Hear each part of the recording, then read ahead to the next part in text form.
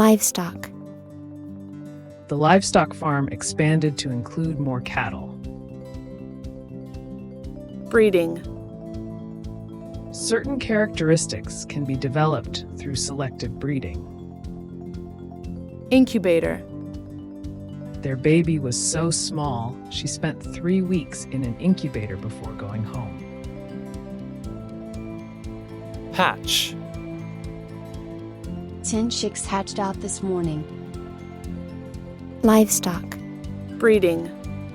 Incubator. Hatch.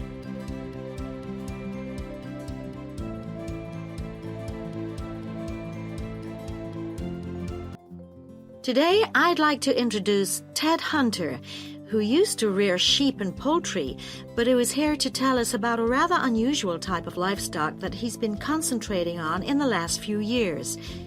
Ted Hunter is a member of the Domesticated Ostrich Farming Association and is here to tell us about the possibilities of breeding and rearing these birds in this country.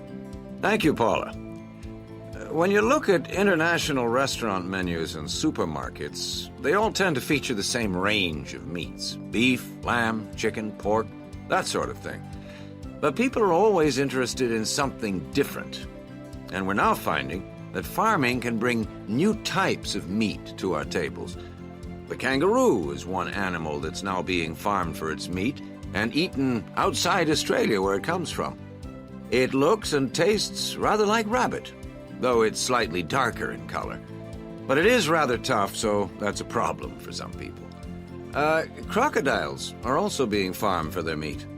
This is rather like chicken, pale and tender, and it's getting quite fashionable.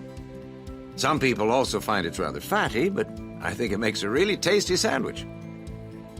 Now, a third type of meat becoming increasingly available, and the one that I think is by far the nicest of the three, is ostrich, which most people say has a similar taste and texture to beef. However, it's much better for you than beef, as we'll see later. Most people think of ostriches as wild animals, but in fact, ostriches have been farmed in South Africa since around 1860. At first, they were produced for their feathers. In Africa, they were used for tribal ceremonial dress, and they were also exported to Europe and America, where they were made into ladies' fans and used for decorating hats. Later, feather fans and big decorated hats went out of fashion, but ostriches were still bred, this time for their hide. This can be treated to produce about half a square meter of leather, very delicate, fine stuff of very good quality.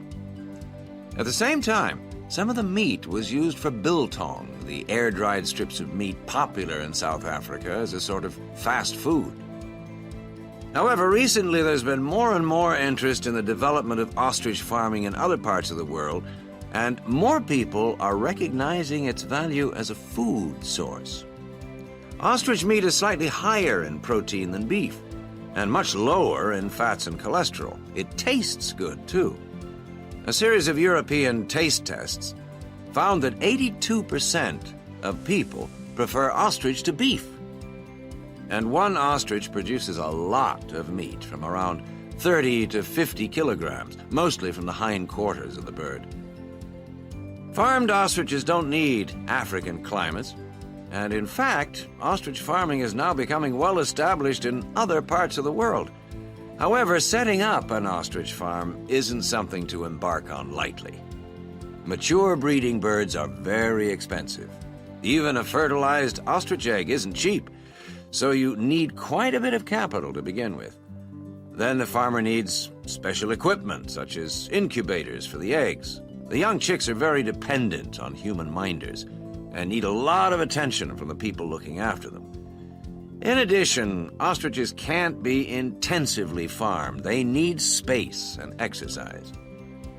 But in spite of this, they make good farming sense. A cow produces only one calf a year, whereas a female ostrich can lay an egg every other day.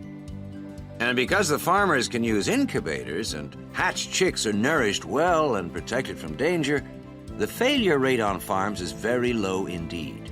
And almost all the fertilized eggs will hatch out into chicks, which will in turn reach maturity. This is very different from the situation in the wild, where the vast majority of chicks will die or be killed before they grow up into mature ostriches. So it's possible, once the initial outlay has been made, for the farmer to be looking at very good profit margins indeed.